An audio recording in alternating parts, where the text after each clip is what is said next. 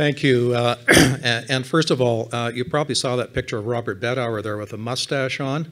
And he was truly not a drug dealer back then. He was a tennis player.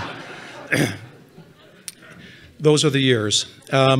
First of all, thank you to Robert and the Greater Victoria Sport Hall of Fame for this honor. I'm truly thrilled to be part of this incredible group of inductees on this 25th anniversary.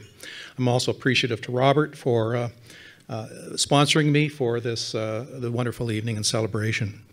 You know, there's been a lot of talk about Victoria tonight, and I was born and raised here, and it truly was an amazing city to grow up in. As most of you have heard, it really has been a powerhouse in sport in this country, and has produced an amazing number of athletes, coaches, and builders over time. I was really lucky to be part of a huge coterie of great individuals back in the early days. People like Archie McKinnon, Gordon Hartley, Gillian Thomas, Marjorie Naismith, John and Rick Fraser, and the formidable Oak Bay Optimist Soccer Club, which I hope will be part of the Hall of Fame at some point in time in the future, because it was an amazing experience being part of that team. In 1954, and yes, I do go back that far, I was only 8 at the time, but I vividly recall my parents taking me to the track championships at Vic High. I was in awe of Terry Tobacco at the time. He was only 17, he was fearless, he was faster than anyone I'd ever seen, and he was really, at that age, one of the best in the world. Later that summer, my parents, who had also a huge part to play in my life, took me to see the 1954 British Empire Games in Vancouver. Terry, if you recall, some of you that know the history, won both a silver and a bronze medal, and I was thrilled to be able to be there to see him do that.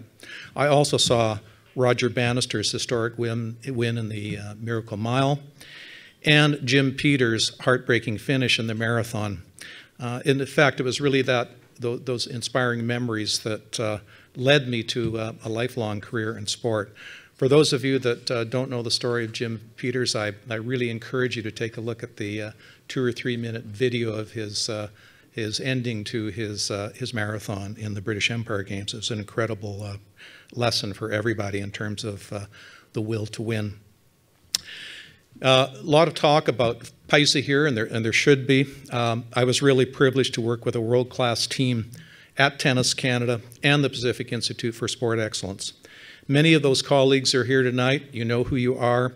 They deserve most of the credit for everything that we've accomplished. I like to think it's not just the stadiums and facilities we leave behind, but rather the people we've inspired and mentored along the way that is our real legacy.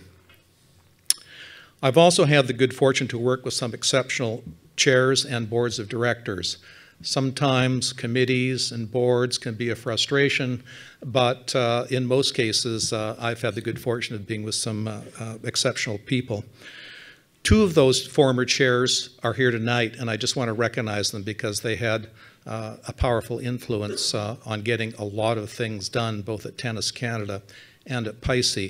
First of all, Brian Smith, Chair of Tennis Canada. Brian, thank you for being here. Jim Reed from PISA was really a great leader during some difficult times. Thank you both for your guidance, friendship, and support during some real tough times with both those organizations. I'm sure you know that PISA became a reality in 2008 through the Herculean efforts, and I mean that, of several partner organizations and many far-sighted individuals. Most of them are here tonight. Liz Ashton, Jim Reed, Roger Skillings, and Gord Sleebert. Gord, we will always remember all the work he did, not just for PISA, but also for sport in this country. It is a very proud moment for me to be a part of the team that really helped bring it to life. It's also been immensely satisfying since watching it flourish under Robert's leadership, along with Camosun College and Canadian Sport Institute Pacific. Last but not least, awards like this are never the work of just one individual. So it's a real treat tonight to share this honor with much love and gratitude to my wife, Pat, who's on table number 9 there. Thanks, sweetheart, for all your incredible support. Daughters Lisa and Carrie, who are back there. Carrie's a young lawyer, soon to be in the city of Vancouver, so watch out for your speeding tickets and stuff. And parking, particularly in Victoria. Elisa teaches at CSE at Camosun too. And I also want to thank my brother Bill, who's been there not the entire part of my life, for a good part of it. I appreciate him and all the family members being here tonight, as well as dear friends, former colleagues at Tennis Canada and Pisces. Bob, thanks again for this great honor. I'm thrilled to be here and appreciate very much the award. Thanks again. Thank you so much.